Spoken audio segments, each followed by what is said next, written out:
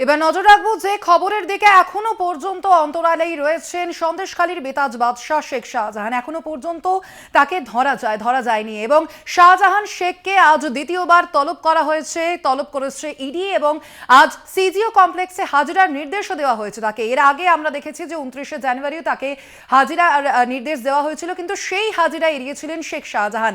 আজ কি সেই হাজিরা এড়াবেন নাকি তিনি পৌঁছবেন সিজিও কমপ্লেক্সে, তা নিয়েই ধোঁয়াশা তৈরি হয়েছে। আর এই বিষয় নিয়েই আমাদের সঙ্গে রয়েছেন দুই জায়গা থেকে দুই রিপোর্টার। সল্টলেকের সিজিও কমপ্লেক্স থেকে রয়েছেন আমাদের প্রতিনিধি দেবপম সরকার, অন্যদিকে সন্দেশখালী থেকে রয়েছেন আমাদের প্রতিনিধি সঞ্জিত চক্রবর্তী। আমরা কথা বলবো তাদের দুজনের সঙ্গেই। প্রথমেই আমি আসবো দেবপম তোমার কাছে। দেবপম, আমরা দেখেছিলাম এর আগের হাজিরা কিন্তু এড়িয়েছিলেন শেখ শাহজাহান। আজকে কি তিনি তাহলে হাজিরা দিতে পারেন, কি মনে হচ্ছে?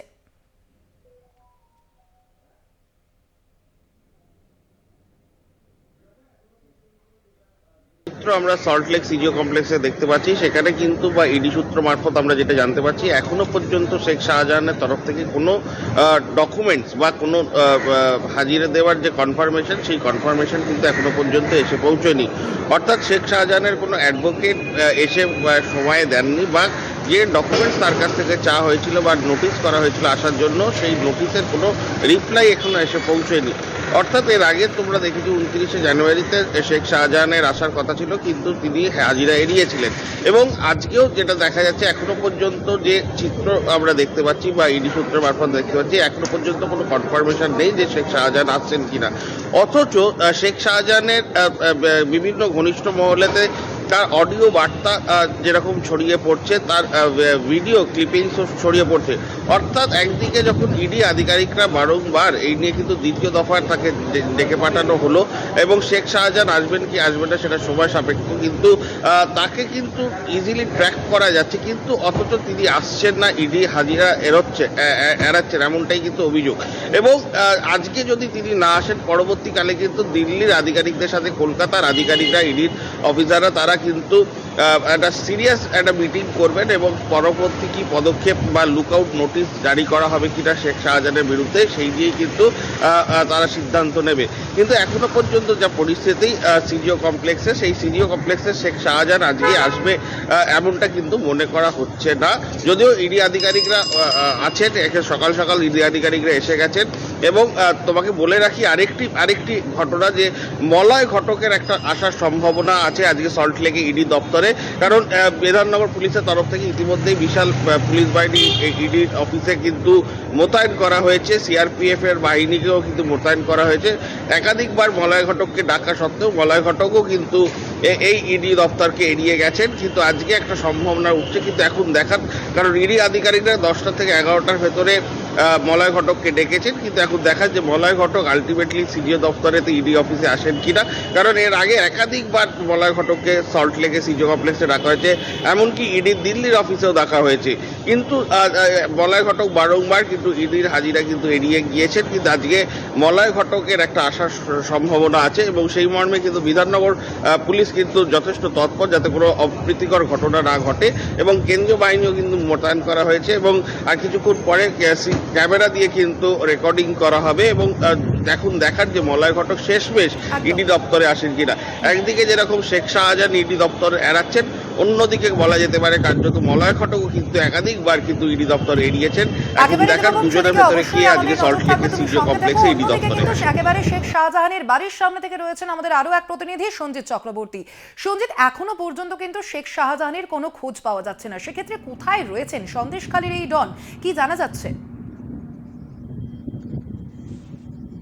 দেখো, 32 দিন কেটে যাওয়ার পরে কিন্তু অধরা শেখ শাহজাহান, অর্থাৎ শেখ শাহজাহানের রহস্য পরোক্ষে পরোক্ষে ঘনীভূত হচ্ছে। ইতিমধ্যে যেন ইডি তার বাড়িতে যখন নোটিশ ফেলেছিল 29শে জানুয়ারি, সেই হাজিরা এড়িয়েছেন। আমি এই মুহূর্তে শেখ শাহজাহানের বাড়ির সামনে রয়েছে।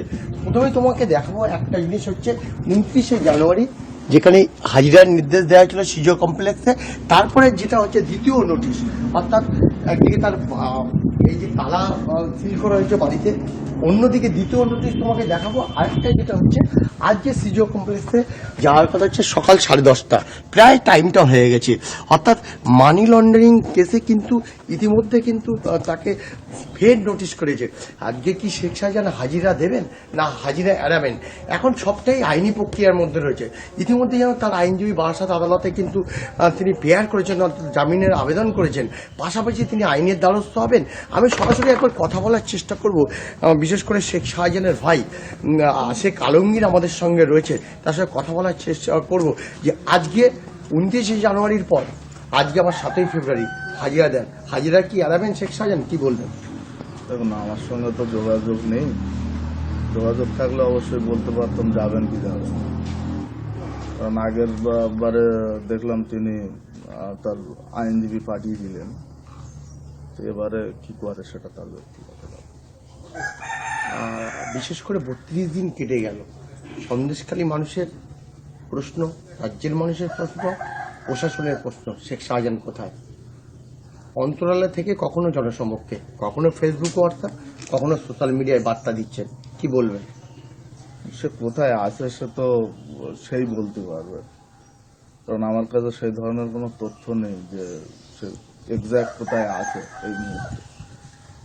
থাকলে আমি বলতে পারতাম কোথায় আছে, শুধু টিভি মিডিয়াতে যেটা দেখছি দেখাচ্ছে যে কখনো কোর্টে যাচ্ছে, এই সমস্ত বিষয়গুলো। আইনজীবীর মারফতে কি আজ নতুন করে কোনো কিছু করবেন?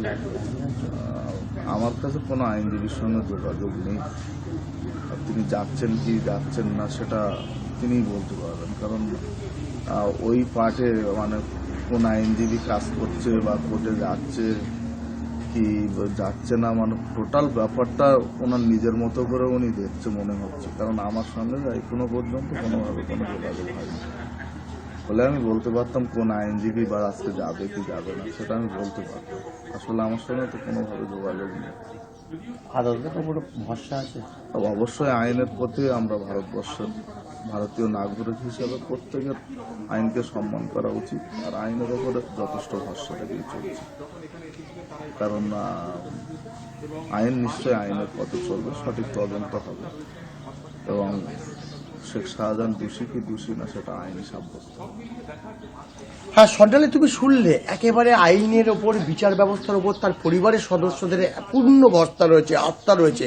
আইন যেটা করবে আইনের উপর তার ভরসা রয়েছে, আইনের দ্বারা আইনে যেটা হবে, যদি দোষী হয় সে অবিলম্বে সাজা পাক এমনটাও জানাচ্ছে, কিন্তু দোষী সাব্যস্ত না হওয়া পর্যন্ত তারা কিন্তু আইনের উপর পূর্ণ আস্থা রয়েছে। দোষী কি দোষী না সেটা বিচার ব্যবস্থার উপরে নির্ভরশীল। ইতিমধ্যে তারা আইনজীবী পেয়ার করেছে, আর মাত্র কয়েক মিনিট পরে সিজিও কমপ্লেক্স 10:30টার মধ্যে হাজিরা দেওয়ার নোটিশ দিয়েছিল, বিশেষ করে ইডি আধিকারিকরা, মানি লন্ডারিং কেসে। জানালে যে এখনো পর্যন্ত কিন্তু অধরাই রয়েছেন, বেপাত্তা রয়েছেন শেখ শাহজাহান, এবং এখনো পর্যন্ত খোঁজ চলছে তার। অন্যদিকে দেবভূম যেমনটা আমাদের জানালো যে এখনো পর্যন্ত কিন্তু শেখ শাহজাহানের হাজিরা দেওয়ার কোনো পদ্ধতি ইতিমধ্যে শুরু হয়নি, যদিও 10:30টার সময় তিনি কি হাজিরা দেবেন সল্টলেকের সিজিও কমপ্লেক্সে, সে নিয়ে কিন্তু প্রশ্ন উঠছে। দুজনকেই আমাদের দুজন ছিলেন সল্টলেকের সিজিও কমপ্লেক্স থেকে, ছিলেন আমাদের প্রতিনিধি দেবভূম সরকার, আর অন্যদিকে সন্দেশখালী থেকে ছিলেন সঞ্জিত। দুজনকেই ধন্যবাদ।